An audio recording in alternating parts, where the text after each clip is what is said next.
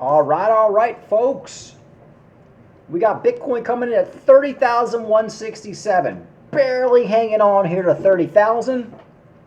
I think 30,000 is a strong psychological support number. So I'd like to see Bitcoin hang above 30,000 if we could. As of right now, it does look like we probably will. Ethereum at 1849. Your favorite altcoins, really about the same. I mean, really not too much down, to be honest. Litecoin still hanging out at $87. You can't beat that. Only down 1%. Bitcoin down $1,000, and Litecoin down $2 or $3.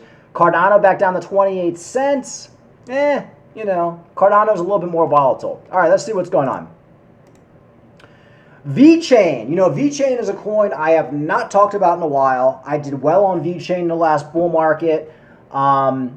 It's a strong pumper, but it's also a strong dumper. It went up to, I think, 28 cents, then all the way down to a penny. And it did pretty much the same thing last bull market.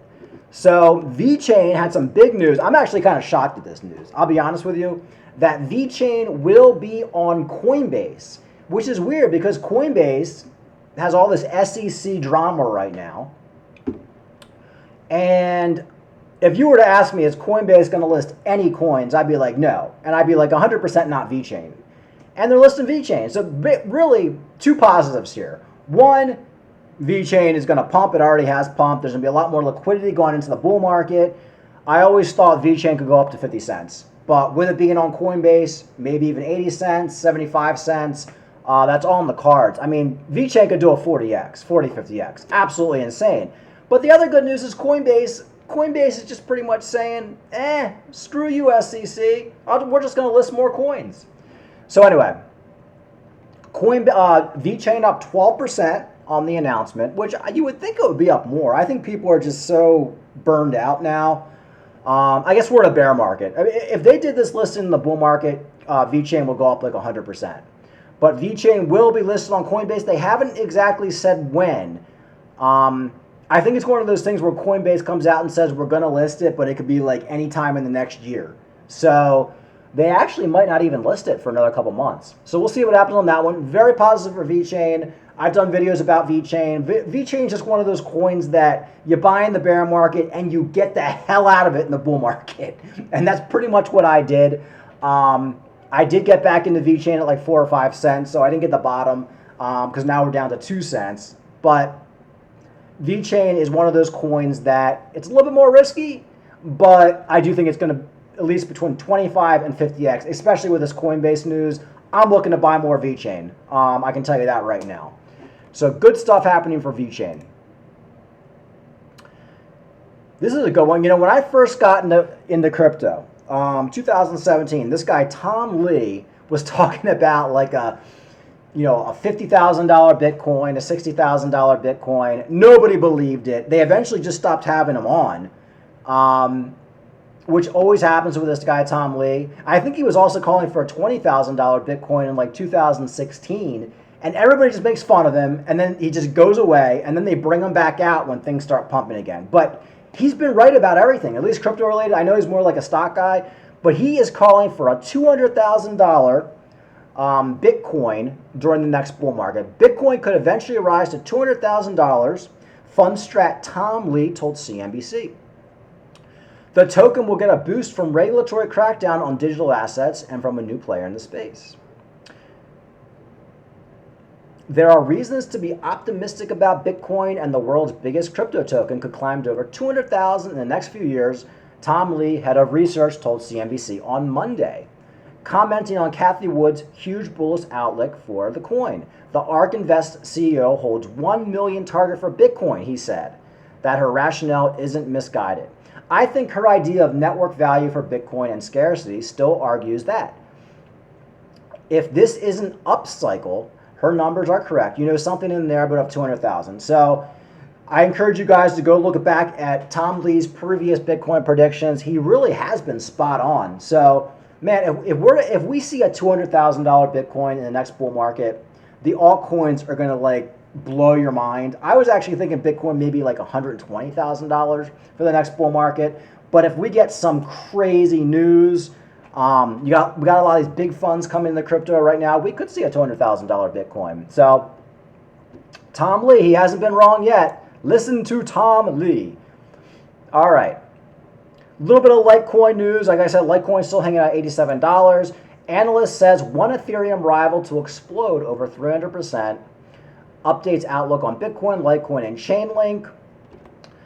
And he predicts, this guy Van D. Pope, who's actually been pretty good calling his Litecoin pumps, he's calling for a possible $220 to $260 Litecoin target in the short term, like in the next few months. And I always said this happening, I think, is going to double Litecoin. But I do think Litecoin at this point right now, from where it is going to outperform Bitcoin. There's no question about it, because Litecoin already had its low of $45, and we're kind of slowly making our way up. We got the halving in August. Also, Litecoin hits all-time high in payment transactions. In a significant milestone for the crypto industry, Litecoin, LTC, one of the most prominent digital currencies, has achieved an all-time high in payment transactions. This development showcases the growing acceptance and adoption of Litecoin as a viable payment option. You know, the one thing about Litecoin, I've always said this, whenever a payment processor or anybody decides to take Bitcoin as a payment, they always take Litecoin, Ethereum, and Bitcoin Cash as well. So, you know, a lot of people are saying, well, what's the use case for Litecoin? Yeah, it's not a pump and dumper. It's not going to like change the world. They're not working on AI projects. There's no Litecoin games coming out, which is what everybody cares about. But guys, crypto was created for payments. You know, you load some Litecoin on your phone, you go travel around the world, and you use your Litecoin. You don't have to buy yen or yongs or dongs or euros. You got your Litecoin on your phone. You know, I'm going to go on vacation. Okay, let me put $500 in buy $500 in Litecoin, and eventually everybody's going to take Litecoin because they're going to take crypto, and you can use that as the payment versus having to like go convert your currency, convert your US dollars to euro. Litecoin is for payments, and it does it better than Bitcoin. Bitcoin is useless for payments. Bitcoin, store value, like gold. Okay, Litecoin is for payments. It's cheap and it's fast. So the all-time high in payment transaction is only a significant achievement for Litecoin, but also for the wider crypto industry. It demonstrates that cryptocurrencies can successfully serve as a medium of exchange. So there you go. And that's pretty much it, folks. I'm not going to make a long video today because there's not too much going on. We got Bitcoin. It wants to hang above 30,000. I think it will. Depends on the stock market. But regardless, like I said, all coins are actually holding up pretty good. So it's not like, you know, everybody went into Bitcoin and nothing else. People are still like in all the cryptos. Bitcoin dominance is pretty much kind of stagnant at this point. So I think Bitcoin dominance isn't going to go much higher. I think people are looking to get into other cryptos. I think this whole SEC FUD with Cardano and Matic or whatever, I think that's completely blown over now. Like I said in my last video, I think nobody even cares about the SEC anymore. Because it's kind of funny, like SEC comes out, oh, all these are securities, and then 2 days later or a week later, BlackRock comes out and says, oh, we want to do an ETF. Like I said, like there's no credibility anymore with the SEC, and that's positive for crypto. So that's it. Like and subscribe.